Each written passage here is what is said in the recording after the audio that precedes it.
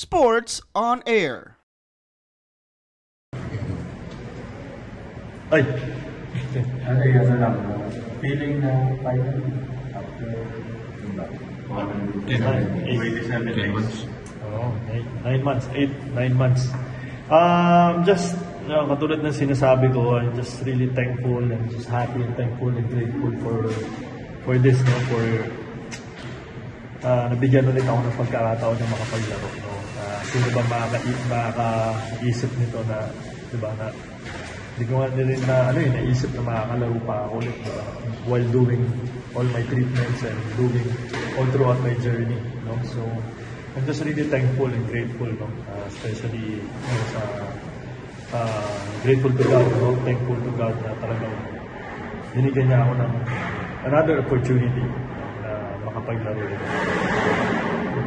Alay, tingin mo ba naging inspiration ka para sa mga ibang people who are going through the same thing? Well, I think hopefully, no, that's I think the one of the reason why I decided to come back also is with that. No, it's really more than basketball already. No, it's more than basketball. It's not only inspiring a lot of aspiring basketball players anymore. It's more on, yung sa mga taong nakaka-experience or nakaka-experience ng meron ako, nung nagkaroon ako ng sakit, diba? So, hopefully na-inspire ko sila na as long as always positive and always grateful and thankful araw-araw. Siyempre, dasal lang. Hindi imposible, walang imposible sa dasal. Yun lang talaga ang masasabi ko sa kanila. Siguro yun din yung purpose ko kung bakit pinabalik din ako ng Diyos na makapaglaro. It's more than basketball. Na maka-inspire ako outside the basketball community. So sana marami ako na-inspire na kayang lumaban. Kaya naman just stay positive. Surround yourself with your loved ones every day. Don't take anything for granted every day. Yun ang pinaka-importante. Yun yung mga realization na realize ko for the past 9 months. It's not easy. Hindi naman madali Wala namang madali Pero hindi imposible na makabalik. Hindi imposible na bumalik.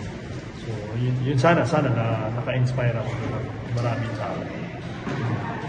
Pero sabi ni Coach Tim, ilalad loose ka daw niya parang days before nung game na to.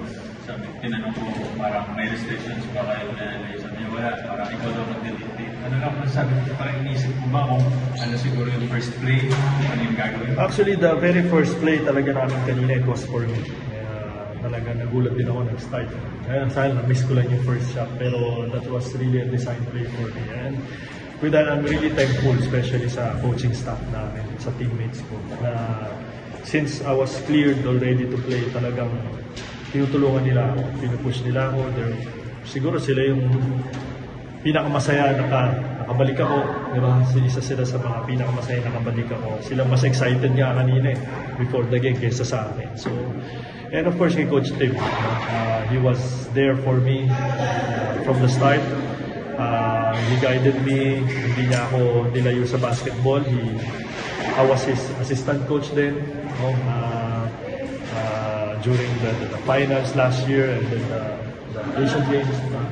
So thankful ako, talagang hindi niya ako, parang hindi siya nag-doubt sa akin na I can be the same LA na kailangan niya dito sa team. So, yun. Thankful lang talaga.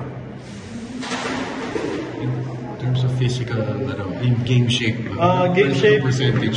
Siyempre, hindi pa kagad. Siguro mga 70%. This is only my first game and hirap yung timing, diba, sa game. Medyo iba sa practice, iba sa game. Diba? Pero nandun naman yung condition, yung second win. So, sana naman, may goal naman ako and yun naman yung tinututukan naman ako ng mga trainers na for me to get better every day. Sila talaga, sobra yung team talaga namin, sila yung talagang nagpaplano para sa akin Kaya sobrang tuwa ako na I don't have to tell them kung ano kailangan gawin, katulad ng mga coaching staff. I don't have to tell my teammates to help me. Sila na mismo nagsasabi, kuya, will help you, is very happy. So nakakatuwa. Diba, na parang yun, hindi ko naiisipin pa pagdating ng game kasi alam ko nandyan yung mga teammates ko tsaka yung buong team behind me. So every day I'll get better. Hopefully pagdating ng playoffs, yun na yung nandun na yung condition ko talaga. Yung teammates mo sa atin Actually, ako dyan, halos kalahati ng tao dyan, akin. Seriously. Yung dami ko ng order na tickets today. But I really invited them, everyone. Lahat ng tao. Kulang pa nga yun, may UAP lang. Kaya hindi nakapunta yung iba. Pero I really invited them. Inayos ko talaga yung for them na gusto ko nandun sila. Kasi they were part of my journey. Lahat ng mga tao nandun na kaibigan ko, mga grupo ko, na sinamahan ako throughout my journey, was there for me and my family. So, talagang sila yung dapat nandyan sila. Yun ang invite ko sa kanila, hindi, hope you can watch, hindi. Sinabi ko sa kanila, dapat nandun kayo, hindi mawala. So, I'm very thankful. No? I'm really happy na nandyan sila, they witnessed my comeback game. Diba? So, sobrang saya ko lang din talaga nandyan sila. So, yun. No, just Tito Arvin. Yung mga Tineo Boys, yung nag-PBA natin. So, nandyan sila lahat. Yeah, you set yung record for the entire days today. Pero over the course of 9 months, isip ka ba ng mga records na gusto mo magulit pa, masugit pa? Hindi. While doing the treatment, I never thought of playing basketball talaga. I really focus on healing, getting better, and getting back, my health. Not because I want to play basketball. It's really for my family, for my children, for my wife. Yun ang naging focus ko. So, for me to get away from basketball, nag-golf na nga ako na nag-golf.